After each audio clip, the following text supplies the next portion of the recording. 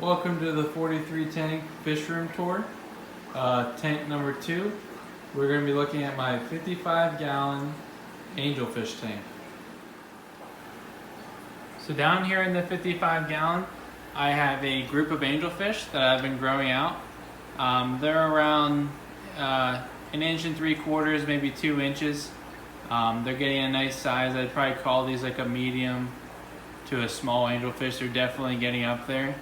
So this is my favorite size to buy angels if they're available, especially if I'm buying them personally from a breeder, not even talking about myself. You're always going to get angelfish at like dime to quarter size, and they're like half an inch.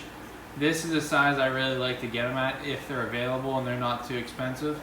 So you can see I have some whites in here, some blacks, some have like a tint of yellow. They're a shorter fin angelfish. I probably have a few calls to make, but I've been growing these guys out and I have not lost a single one of them. They eat very well. They do very good with my large water changes. And I'm actually going to go ahead and feed these guys. I feed them in the morning and at night.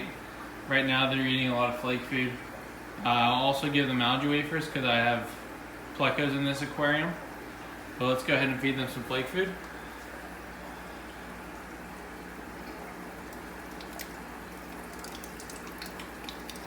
And before I did this video, I walked up to the tank and they all almost jumped out of the water because they thought I was feeding them. So now I'm kind of been teasing them, staying here for a minute. So they're still eating really well, but they're not splashing. A lot of the time they'll actually splash at the water. How much of an appetite they have looking for food.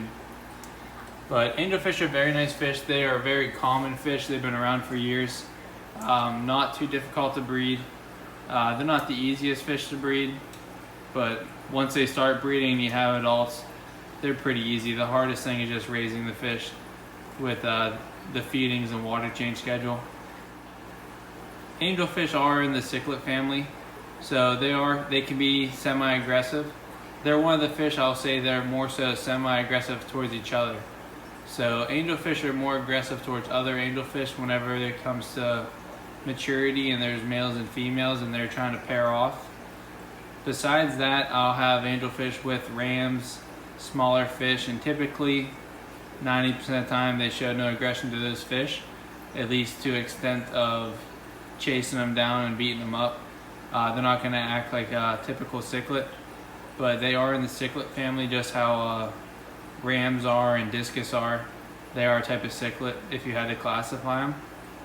They like to be in anywhere from 78 degrees on the low side up to 82, 84.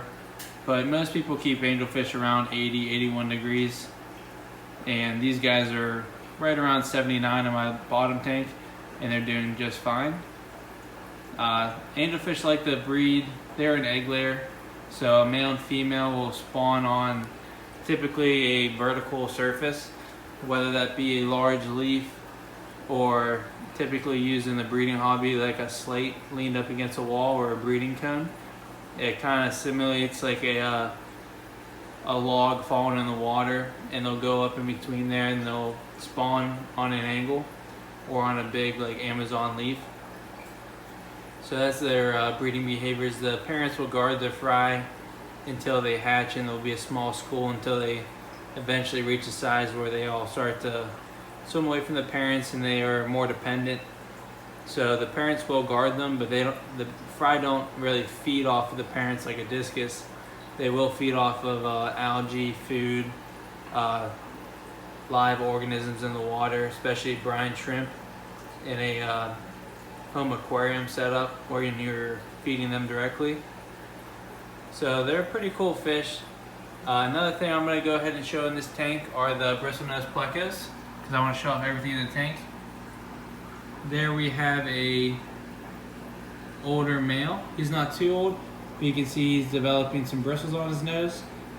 He's just starting to reach that mature size. I have some other 2 to 3 inch medium Plecos. The one there on the right, too young to sex yet, at least to the untrained eye, I guess you could say. I probably can make an educated guess if I had a real close look. Same with the one in the back. And there's kind of my, I call him my bulldog Pleco. He's got a little stubby nose. He's kind of a birth defect, but he looks pretty funny and he does just fine. And that's not a fish I'll be breeding. I've had people say I should breed it because that's like kind of what sells, almost like balloon rams, things like that. They look cool, they're unique, but I just don't really want to be a part of that. But he does great and he lives in here. He's been in this tank from a baby, and the other Plecos I just added in recently, I almost forgot he was in here. But he's kind of funny looking. He's a little bulldog. He's kind of like my special Pleco. But he's funny looking. Cool fish. Okay guys, not to get too sidetracked, but here you have it. This is the 55-gallon tank number 2 of the series. This is my final grow out angelfish tank as of now. I have a good friend and local breeder of angelfish, so for me to breed a lot of angelfish is a little bit repetitive, and my market is not in great demand for angelfish because there's a lot in the area, and he breeds a lot more strains and he does a very good job.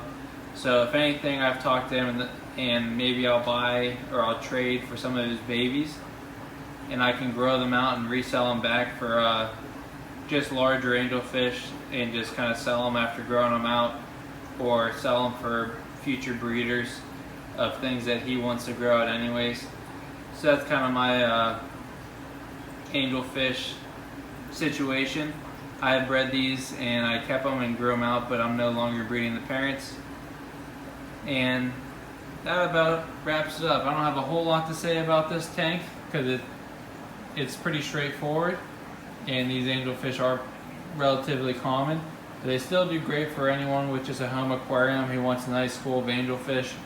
I will say that I think angelfish do great in groups of 6 to 8 or more. I see a lot of time where people get angelfish and they throw 2 or 3 in a tank, and they slowly lose one here and there until they have one left or none left. And in my opinion, I think they do very well in a school, a lot less fighting, and they actually will school up. All fish, whenever they're in their large numbers, they calm down, they're a lot less aggressive, and if you go up to the tank and they were to spook or something, or if they're going to feed, they'll school up or they'll go in a little like a feeding frenzy, and it's not one fish pushing away the other. It's not as much aggression. So I'll leave you on that note. If you like angelfish and you want angelfish, I recommend getting like 8 of them.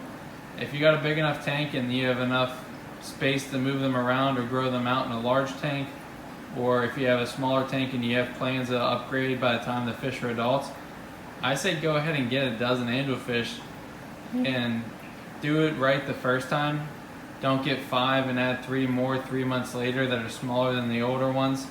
Go ahead, get a big school, make sure your tank is well established and cycled, and I think you'll have an amazing looking tank, and your fish will do much better, and you won't have to worry about replacing fish here and there.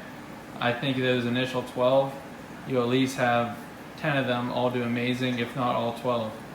So I guess that'd be my tip of the day for angelfish. If you're gonna buy them, I think they're a great fish. Get a nice large tank and do big water changes and get 10 or 12 of them. I think that's the best way to go. I think it'll look the best and you'll be the happiest with.